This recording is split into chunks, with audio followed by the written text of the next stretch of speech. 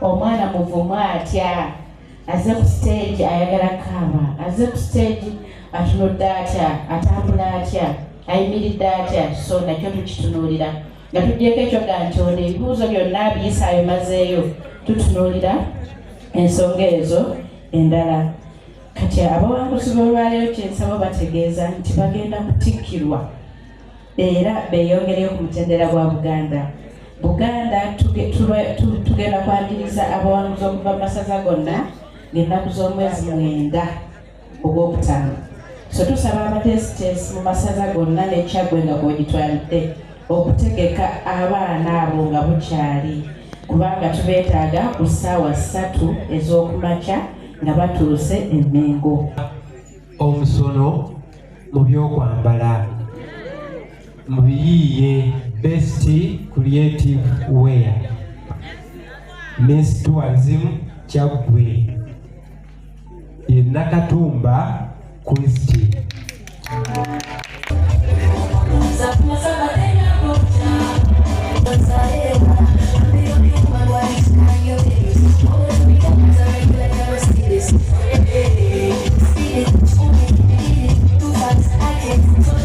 The top 3 in no particular order. The ones that come forward are the top 3 in no particular order. It is going to be from the top 3 that we shall continue to get the respective winners.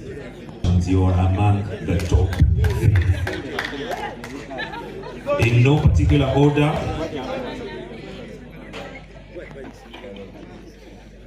Congratulations.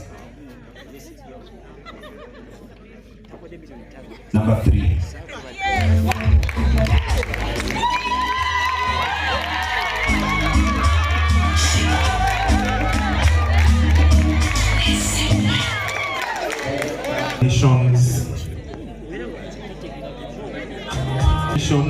Number 9.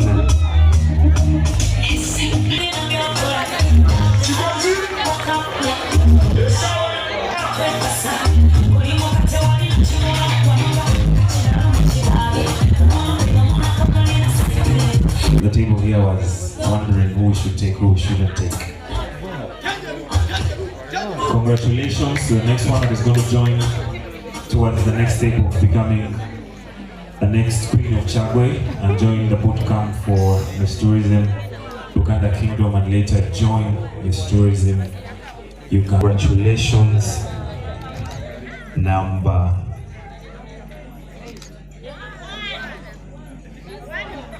2. Congratulations, number Emu.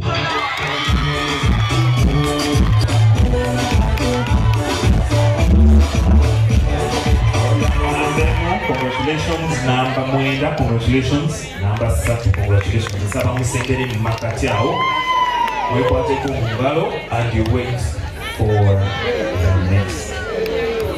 Congratulations also.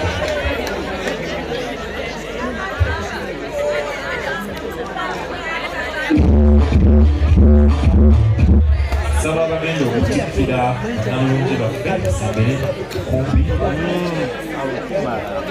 Yo kansala kakati wagenda okusoma ye namba 3 bwe tuyita second runners up Miss Tourism Kyaggwe 2024-2025. Congratulations, number 1.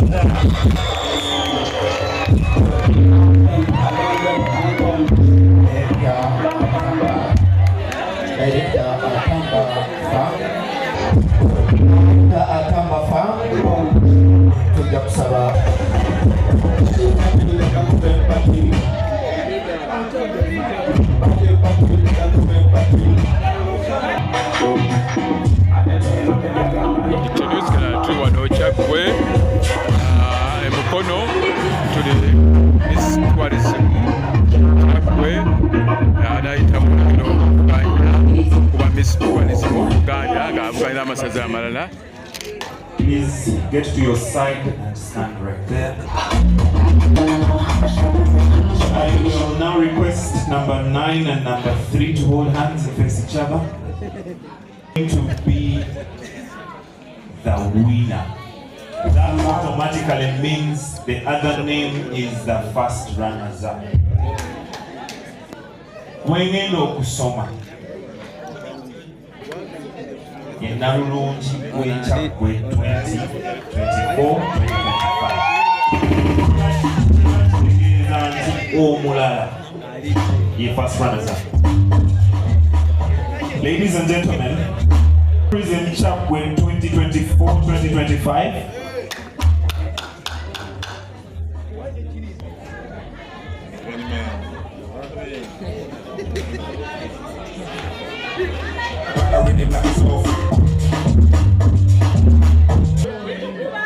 Miss Tourism Ekyagwe 25. Congratulations.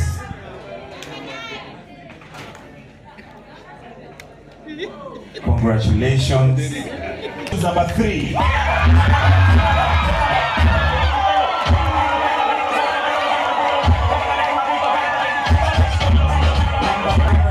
Miss Tourism Ekyagwe. Congratulations. We will have a representative.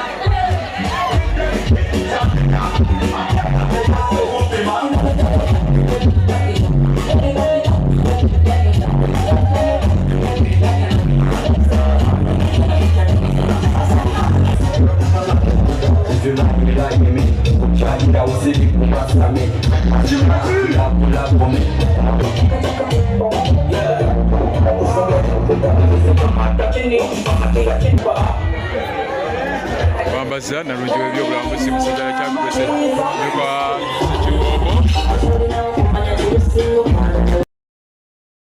Wakwini waffe abazadde nammwe mujje mu kifaananyi kino.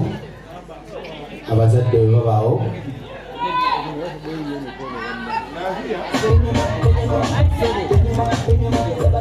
kwe ekirabo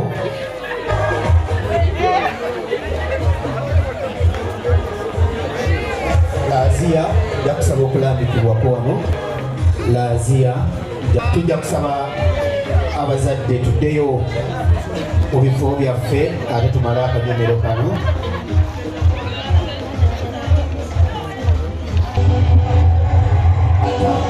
Atamba Farm nja kusaba Kyalo Nalumu nawe nja kusaba ojje owe omuwanguzi waffe.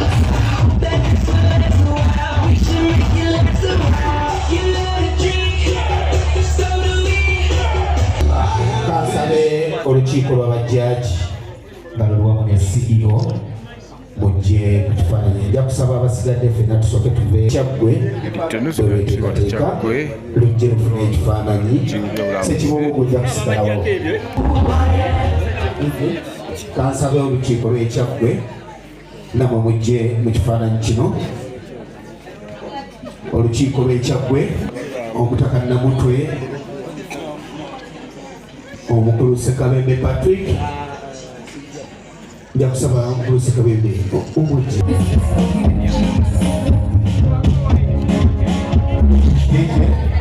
Ekifaananyi ekyo ekyo kiwedde nsaba olukiiko lw'ente.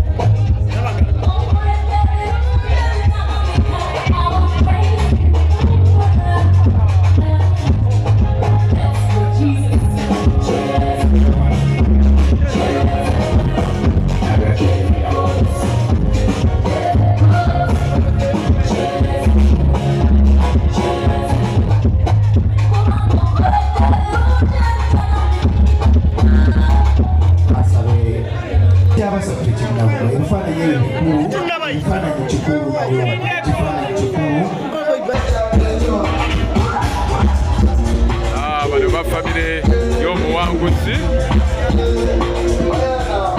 wa Entenjeru.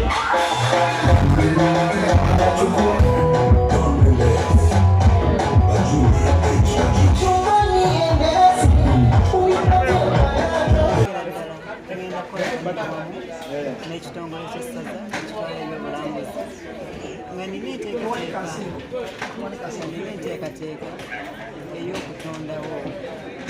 projekiti gye natuumye Back to My Roots.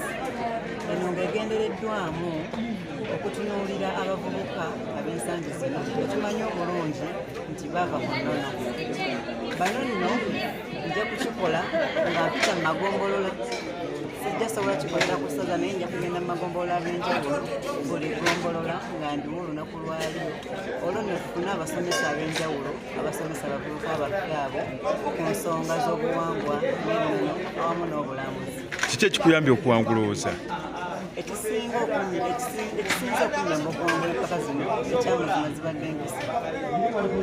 Nawuliriza nnyo bakama baffe bwe baatubuulirira era ne batugamba empisa ze zikulembera buli kintu era kyengezezzaako okukolera eyo ensonga lwakimpangudde. Oviidde mu ggombolola ki? Oviidde mu ggombolola lya Ssaabaddu Enjelu. Kamanya? Amanya nze Nakaamoni ono yatikyazi. Osubira n'owangula emmotoka ng'ogenze mu mpaka za Miss Buganda ez'awamu. Esuubidde no kubanga emmotoka zimutwala. Okay. Thank you so much. Sokuzaako nga sijja nze kugenda mu byabizungu. Okay, soko nnyo kwano certificate, kwata awo certificate bulungi.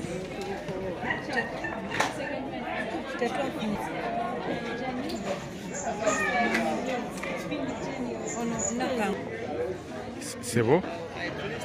Nze Ssekabembe Eric Patrick, Ssaabasajja bwe yakwasa ekitongole ky'obuwangwa n'ennono n'obulambuzi essaza Kyaggwe.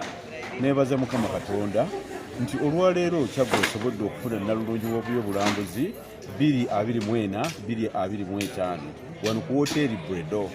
Era wano njagala okwongeza okwebaza buli muntu yenna yeetabye mu nteekateeka eno yonna, olukiiko oluteesiteesi, mwebale nnyo mwebalire ddala.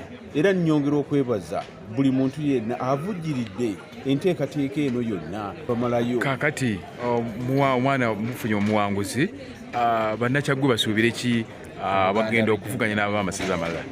Olwaleero tufunye nnalulungi w'ebyobulambuzi owa ssaza Kyaggwe 2024-2025 era nga kugenda kubaako first run up ne second run up. Abo be basatu abagenda okukiikirira essaza ly'e Kyaggwe era nga bagenda kwegatta ku masaza 18. Abaana bano tubadde nabo wiiki 2 era ng'ekiruubirira tekibadde kyakukoma wano wabula okwetaba na bannaabwe era nga tusobodde okubawa ebirabo ebyo era ebirabo n'ebirala bikyajja naye ate Mmengo yateekawo ekirabo eky'emmotoka omuwanguzi. Ffenno tugamba tutyanga ekyabwe owa Ssekiboobo era mu ggulu wekyaggwera mu mukono ninze okwalibadde nga nnalungi ng'akwasibwa emmotoka ebisumuluzo by'emmotoka mu mukono era tujja kuba bawanguzi era enteekateeka y'obulambuzi tujja kugitwala mu maaso. Bannalulungi abazze ku mulundi guno tubaagala nnyo obumu, okukwatagana, omukwano ate n'okutumbula ebyobulambuzi n'abalina ebifo ebyobulambuzi byonna abawangudde oba abasimbyewo ku mulundi guno ababadde mu bootcamp mwenna muli bawanguzi. Tujja kusigaza mbasaba tubeere obumu mukwatagane n'obuweereza ku buli mutendera ku ssaza ku ggombolola okutuukira ddala ku byalo gye muva. Ate mulage abazadde bammwe nti mubadde baawufu, mulina bye muyize mu kampu era n'empisa zikyuke era nga mu byonna Mukama nga ye mubeezi nti ebyobulambuzi tujja kubitumbula. Ssekabembe Eric Patrick atwala ekitongole Ssaabasajja Kabaka awangaale. Okay.